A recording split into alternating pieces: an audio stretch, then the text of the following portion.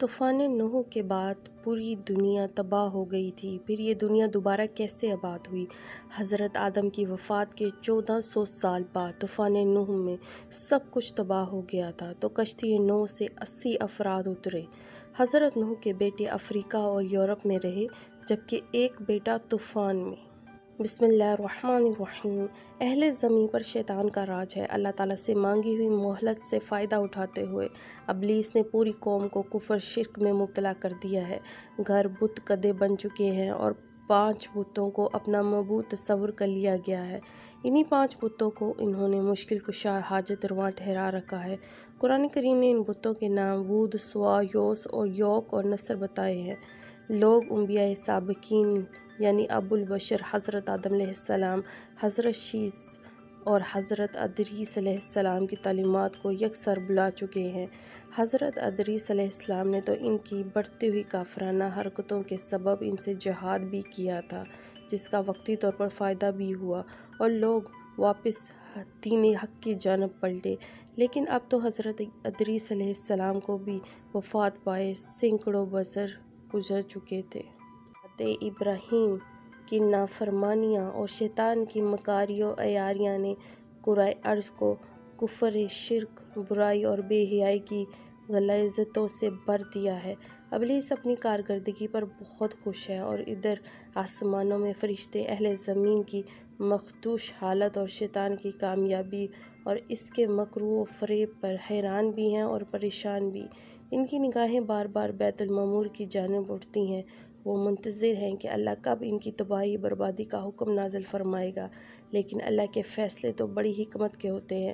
اللہ تعالیٰ کا دستور ہے کہ جب اس کی نافرمانیاں اپنی انتہا کو پہنچ جاتی ہیں تو وہ نبی مبعوث فرماتا ہے، اور اگر قوم نبی کی باتوں کو بھی نہ مانے تو قہر الہی نازل ہوتا ہے۔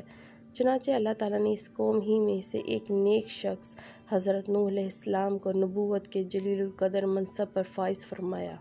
قرآن کریم میں ارشاد ہے، ہم نے نوح علیہ السلام کو ان کی قوم کی طرف نبی بنا کے بھیجا۔ انہوں نے ان سے کہا، میں تم کو کھول کھول کر ڈر سنانے اور یہ پیغام پہنچانے آیا ہوں کہ اللہ کے سوا کسی کی عبادت نہ کرو۔ اگر تم اس طرح کفر و شرک میں مبتلا رہے تو مجھے ڈر ہے کہ تم کسی سخت عذاب الہی میں مبتلا نہ ہو جاؤ، لیکن قوم نے ان کی ہدایت کو حقارت سے ٹھکرا دیا۔ حضرت عبداللہ بن عباس رضی اللہ عنہ روایت کرتے ہیں کہ اللہ تعالیٰ نے حضرت نوح علیہ السلام کو 40 برس کی عمر میں نبوت عطا فرمائی۔ طوفان سے پہلے آپ علیہ السلام مسلسل 9.5 برس تک اپنی قوم کو تبلیغ کرتے رہے۔ قرآن کریم میں اللہ تعالیٰ نے ارشاد فرمایا، اور ہم نے نوح علیہ السلام کو ان کی قوم کی طرف بھیجا تو وہ ان میں 50 برس کم 1000 برس رہے۔ یوں قرآنی تصریف کے مطابق ان کی عمر 950 برس سے متجاوز ہوئی۔ حضرت نوح علیہ السلام طویل عرصے سے وقت تبلیغ دین میں مصروف رہنے کے باوجود اپنی قوم کی بے رواداری پر بڑے دل گرفت رہے۔ ان کی قوم انہیں طرح طرح کی اذیتیں دیتی، ان پر مصائب کے پہاڑ ڈھاتی، لیکن وہ صبر کرتے اور ان کے لیے دعائے خیر کرتے رہتے۔ حضرت ابن عباس رضی اللہ عنہ روایت کرتے ہیں کہ نبی کریم صلی اللہ علیہ وآلہ وسلم نے فرمایا، کسی نبی کو اپنی قوم کے ہاتھوں اتنی تکلیف اور اذیت نہیں پہنچی جتنی حضرت نوح علیہ السلام کو اپنی قوم کے ہاتھوں برداشت کرنا پڑی۔ کافر ان کو ڈراتے، دھمکاتے اور تبلیغ سے باز رکھنے کے لیے اتنا مارتے کہ وہ بے ہوش ہو جاتے، کبھی ان کے گلے میں پھندا ڈال کر بازاروں میں گھسیٹتے پھرتے۔ حضرت ابن عباس رضی اللہ عنہ سے ایک اور روایت منقول ہے کہ ان کی قوم انہیں اتنا مارتی کہ وہ گر جاتے تو ان کو کمبل میں لپیٹ کر کسی مکان یا ویرانے میں ڈال دیتے اور سمجھتے تھے کہ وہ انتقال کر گئے ہیں، مگر پھر جب ان کو ہوش آتا تو وہ دوبارہ اپنی قوم کو راہ حق کی طرف بلانے میں مصروف ہو جاتے۔ حضرت نوح علیہ السلام کی تبلیغی جدوجہد 950 سال تک جاری رہی۔ رات کی تنہائیوں میں آنسوؤں کے سمندر کے دوران اپنے رب سے قوم کے لیے دعائیں کرتے، اے میرے پروردگار، میری قوم نادان ہے، ناسمجھ ہے، اسے معاف کر دے۔ نیز اسی دوران اپنی قوم کو ہر ممکن طریقے سے سمجھاتے رہے، کبھی عذاب الہی سے ڈراتے تو کبھی دوزخ کی سختیاں اور جنت کی نعمتوں کا ذکر فرماتے، لیکن قوم ان کا تمسخر اڑاتی، گویا وہ کانوں سے بہرے اور آنکھوں سے اندھے ہو چکے تھے۔ اس طویل جدوجہد کے نتیجے میں صرف 80 لوگ ایمان لائے۔ حضرت نوح علیہ السلام قوم کی بدحالی پر بہت غمگین رہتے، لیکن امید کا دامن نہ چھوڑتے۔ مگر کب تک؟ آخر کار طویل اور سخت ترین کاوشوں کے بعد وہ لمحہ آ ہی گیا کہ جب آپ علیہ السلام قوم سے مایوس ہو کر اپنے رب کے سامنے اپنی مروعظات پیش کرنے پر مجبور ہو گئے۔ اللہ تعالیٰ کا قرآن پاک میں ارشاد ہے، نوح علیہ السلام نے اللہ سے عرض کی، اے پروردگار، میں اپنی قوم کو دن رات بلاتا رہا، لیکن وہ میرے بلانے سے اور زیادہ بھاگتے رہے۔ میں نے جب کبھی انہیں تیری بخشش کی طرف بلایا تو یہ اپنے کانوں میں انگلیاں ڈال لیتے اور اپنے چہروں کو کپڑوں سے چھپا لیتے اور ضد، تکبر اور غرور کرتے۔ میں نے ان کو علانیہ، خفیہ، غرض ہر طرح سے سمجھایا اور کہا کہ اپنے پروردگار سے معافی مانگو کہ وہ بڑا معاف کرنے والا ہے۔ وہ تم پر آسمان سے پانی برسائے گا، تمہارے مال و اولاد میں ترقی دے گا اور تمہیں باغ عطا کرے گا اور تمہارے لیے نہریں بہا دے گا۔ آخر تم کو کیا ہوا ہے کہ تم اللہ کی عظمت کا عقیدہ نہیں رکھتے، حالانکہ اس نے تم کو کئی طرح سے بنایا ہے؟ کیا دیکھتے نہیں ہو کہ اللہ نے کس طرح 7 آسمان اوپر تلے بنائے ہیں اور ان میں چاند کو خوب جگمگاتا ہوا اور سورج کو چراغ بنایا ہے؟ اور اللہ ہی نے تم کو زمین سے پیدا کیا ہے، پھر وہ تمہیں اس زمین میں واپس لے جائے گا اور اس سے یکا یک تم کو نکال کھڑا کر دے گا۔ اور اللہ نے زمین کو تمہارے لیے فرش کی طرح بچھا دیا تاکہ تم اس کے اندر کھلے رستوں میں چلو۔ نوح علیہ السلام نے کہا، میرے رب، انہیں میری بات رد کر دی اور ان رئیسوں کی پیروی کی جو مال اور اولاد پا کر اور زیادہ نامراد ہو گئے۔ ان لوگوں نے بڑا بھاری مکروہ جال پھیلا رکھا ہے۔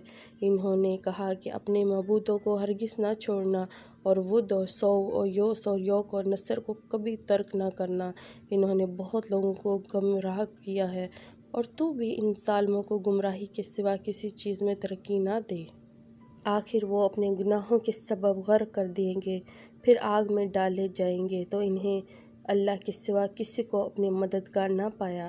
اور نوح علیہ السلام نے دعا کی کہ میرے پروردگار، کسی کافر کو روئے زمین پر بسنے والا نہ چھوڑ۔ اگر تو نے ان کو چھوڑ دیا تو یہ تیرے بندوں کو گمراہ کریں گے اور ان کی نسل سے بھی جو بھی پیدا ہوگا وہ بھی بدکار اور سخت کافر ہی ہوگا۔ اے میرے پروردگار، مجھ کو اور میرے والدین کو اور ہر اس شخص کو جو میرے گھر میں مومن کی حیثیت سے داخل ہوا ہے اور سب مومن مردوں اور عورتوں کو معاف کر دے اور ظالموں کے لیے اور تباہی بڑھا دے۔ میں قبول فرما لی گی اور اللہ تعالیٰ نے ان کی طرف وحی نازل فرمائی۔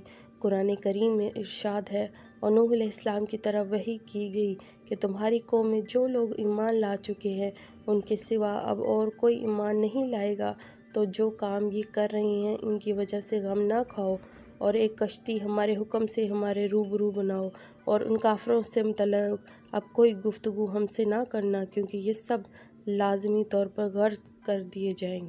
ابن کثیر رضی اللہ عنہ نے لکھا ہے کہ بعض بزرگوں کے مطابق اللہ تعالیٰ نے حضرت نوح علیہ السلام کو یہ حکم بھی فرمایا کہ فلاں درخت اگاؤ جس سے کشتی بنائی جائے گی، تو حضرت نوح علیہ السلام نے وہ درخت اگایا اور 100 سال تک اس کا انتظار کیا، پھر اس کو کاٹ کر چھیلا، ہموار کیا۔ اس میں بھی ایک قول کے مطابق 100 سال اور دوسرے قول کے مطابق 40 سال کا عرصہ لگ گیا۔ محمد بن اسحاق اور حضرت سوری سے نقل کرتے ہیں کہ وہ لکڑی ساگون کی تھی، اور دوسرے قول کے مطابق وہ صنوبر کے درخت کی تھی۔ حضرت ابن عباس رضی اللہ عنہ سے مروی ہے کہ اس کشتی کی لمبائی 1200 گز اور چوڑائی 600 گز تھی۔ ایک اور قول کے مطابق لمبائی 2000 گز اور چوڑائی 100 گز تھی۔ حضرت سوری رحمۃ اللہ علیہ فرماتے ہیں کہ حضرت نوح علیہ السلام کو کشتی کے اندرونی اور بیرونی حصوں میں تارکول اچھی طرح سے ملانے کا حکم ملا تھا، اور ہدایت کی گئی تھی کہ کشتی کے سامنے کا حصہ بلندی کو اٹھا ہوا ہو تاکہ وہ پانی کو چیر سکے۔ اس کشتی کی اونچائی 30 گز تھی اور اس میں 3 منزلیں تھیں۔ کشتی کے اوپر ایک ڈھکن تھا جس سے وہ بند کر دی جاتی تھی۔ گویا آج کے زمانے کے مطابق وہ عظیم آبدوز تھی۔ حضرت نوح کشتی بنانے میں مصروف تھے۔ قوم کے سردار آپ علیہ السلام کے پاس سے گزرتے تو ہنستے، مذاق اڑاتے، یہاں تک کہ کشتی تیار ہو گئی، اور جب عذاب الہی کا وقت آیا تو اللہ تعالیٰ نے حکم دیا کہ ہر قسم کے جانوروں کا ایک ایک جوڑا اس میں رکھ لو، اور جو لوگ ایمان لائے ہیں انہیں بھی سوار کر لو۔ حضرت نوح علیہ السلام نے احکام خداوندی کے مطابق سب کو سوار کر لیا اور عبادت الہی میں مصروف ہو گئے۔ آخر کار طوفان کے آثار ظاہر ہونے لگے، اور دیکھتے ہی دیکھتے زمین کے ہر گوشے سے پانی ابلنے لگا، آسمان سے قیامت خیز بارش ہر شے کو بہا کر لے جانے کے در پہ تھی۔ گویا قیامت کا منظر تھا۔ کشتی طوفان کی پہاڑ جیسی اور اونچی لہروں پر تیر رہی تھی۔ حضرت نوح علیہ السلام نے اپنے بیٹے کنعان کو دیکھا جو ایک اونچے مقام پر موجود تھا۔ انہوں نے کہا، اے بیٹے، ہماری ساتھ کشتی میں سوار ہو جاؤ اور کافروں کے ساتھ نہ رہو۔ اس نے کہا، ابا میری فکر نہ کرو، میں ابھی اس سب سے اونچے پہاڑ پر چڑھ جاؤں گا اور پانی سے بچ جاؤں گا۔ نوح علیہ السلام نے کہا، آج قہر الہی سے کوئی نہیں بچ سکتا۔ اس اثنا میں ان دونوں کے درمیان پانی کی بہت بڑی لہر حائل ہوئی اور وہ غرق ہو گیا۔ حضرت نوح علیہ السلام نے اپنے رب سے اپنے بیٹے کی مغفرت اور نجات کے لیے عرض کی، اے پروردگار، تو نے میرے گھر والوں کی بخشش کا وعدہ فرمایا ہے، تو یہ بیٹا بھی گھر والوں میں ہے۔ اللہ تعالیٰ نے فرمایا، اے نوح، وہ تیرے اہل میں سے نہیں ہے کیونکہ اس کے اعمال اچھے نہیں ہیں۔ طوفان نوح میں پانی کی لہریں اس قدر بلند تھیں کہ انہیں روح زمین کے تمام پہاڑوں کو بھی چھپا لیا تھا۔ زمین پر کوئی بھی چیز زندہ سلامت نہ تھی، سب کچھ نیست و نابود ہو چکا تھا۔ صرف حضرت نوح علیہ السلام کی پہاڑ نما کشتی تھی جو اللہ کی مدد سے پانی کی بلند و بالا خوفناک موجوں میں تیرتی پھر رہی تھی۔ حضرت ابن عباس سے روایت ہے کہ کشتی میں 80 اشخاص تھے اور ہر ایک کے ساتھ ان کا کنبہ بھی تھا، اور جو لوگ کشتی میں تقریباً 150 دن رہے، اللہ تعالیٰ نے کشتی کا رخ مکہ مکرمہ کی طرف پھیر دیا تھا۔ کشتی 40 دن بیت اللہ کے گرد چکر لگاتی رہی، اس کے بعد اس کا رخ جبل الجوادی کی طرف پھیر دیا گیا جہاں وہ ٹھہر گئی۔ پھر حضرت نوح علیہ السلام نے اہل زمین کی خبر لینے کے لیے ایک کوے کو بھیجا۔ کوے نے زمین پر مردے دیکھے تو ان پر جھپٹ پڑا اور تاخیر کی، جس کی وجہ سے کبوتر کو بھیجا۔ کبوتر نے ایک زیتون کے پتے کو لے کر آیا اور اس کے پاؤں کیچڑ میں لتھڑے ہوئے تھے، جن کو دیکھ کر حضرت نوح علیہ السلام نے اندازہ لگایا کہ زمین خشک ہو چکی ہے۔ حضرت نوح علیہ السلام جودی پہاڑ سے زمین پر اتر آئے اور ایک بستی تعمیر کی جس کا نام سمانین رکھا، یعنی 80 آدمیوں کی بستی۔ اسی دوران ایک مرتبہ صبح کو اٹھے تو ہر آدمی کی زبان بدل چکی تھی، یعنی 80 زبانیں ہو چکی تھیں۔ لوگ ایک دوسرے کی زبان نہیں سمجھ پا رہے تھے تو حضرت نوح علیہ السلام ہر ایک کی ترجمانی فرماتے تھے۔ حضرت قتادہ وغیرہ فرماتے ہیں کہ قوم نوح کے یہ افراد محرم الحرام کی 10ویں تاریخ کو کشتی سے باہر آئے۔ حضرت نوح علیہ السلام کا قصہ قصص القرآن کے نہایت ایمان افروز واقعات میں سے ایک ہے، جس کی تفصیل سورۃ نوح کے علاوہ سورۃ الاعراف، سورۃ یونس، سورۃ ہود، سورۃ المومنین، سورۃ الشعراء، سورۃ الصافات اور سورۃ القمر میں موجود ہے۔ نیز دیگر صورتوں میں بھی حضرت نوح علیہ السلام کا ذکر ہے۔ سورۃ نوح 28 آیات پر مشتمل ہے۔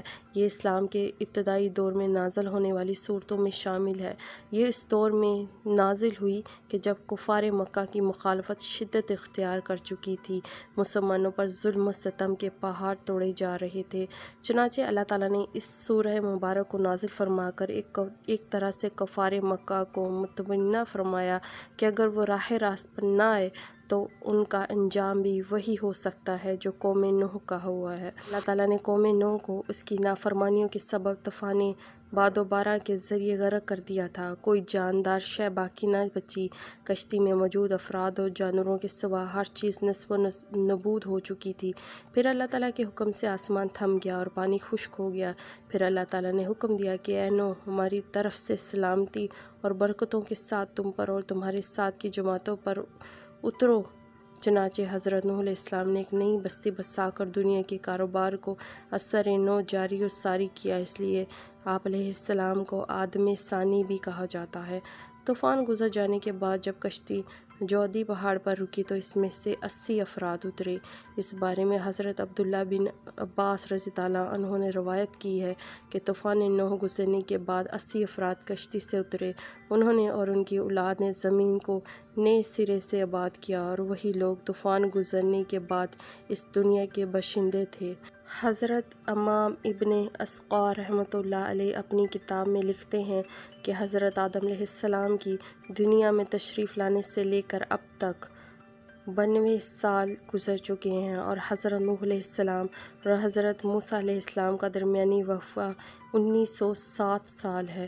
حضرت آدم اور حضرت نوح علیہ السلام کے درمیان 1142 سال کا فرق ہے، یعنی حضرت آدم کی وفات کے بعد تقریباً 1420 سال بعد طوفان نوح کا عذاب دنیا پر واقع ہوا۔ جب یہ 80 لوگ کشتی سے اترے تو یہ شروع میں بابل کے ارد گرد آباد ہوئے، اور وہاں سے انہوں نے ایک بازار بھی قائم کیا جس کو سوق سمانین یعنی 80 افراد کا بازار کہا جانے لگا۔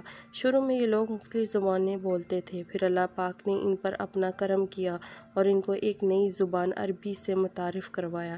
حضرت نوح علیہ السلام کی اولاد کے بارے میں روایت پائی جاتی ہے۔ پہلی روایت یہ ہے کہ طوفان سے قبل حضرت نوح کی کوئی اولاد ہی نہ تھی، جبکہ دوسری روایت جو کہ کافی مستند ہے کہ طوفان سے پہلے حضرت نوح علیہ السلام کی اولاد موجود تھی، اور ان کے بڑے بیٹا سام کی عمر 98 برس تھی۔ یہ یاد رہے کہ طوفان نوح میں تمام انسانیت کو اللہ پاک نے ہلاک کر دیا، سوائے ان 80 افراد کے جو کہ حضرت نوح علیہ السلام پر ایمان لائے اور کشتی میں سوار ہوئے۔ آج یہ ساری دنیا نسل نوح علیہ السلام ہی مانی جاتی ہے۔ اللہ پاک قرآن پاک میں فرماتے ہیں، اور ہم نے اس کی اولاد کو باقی رکھا۔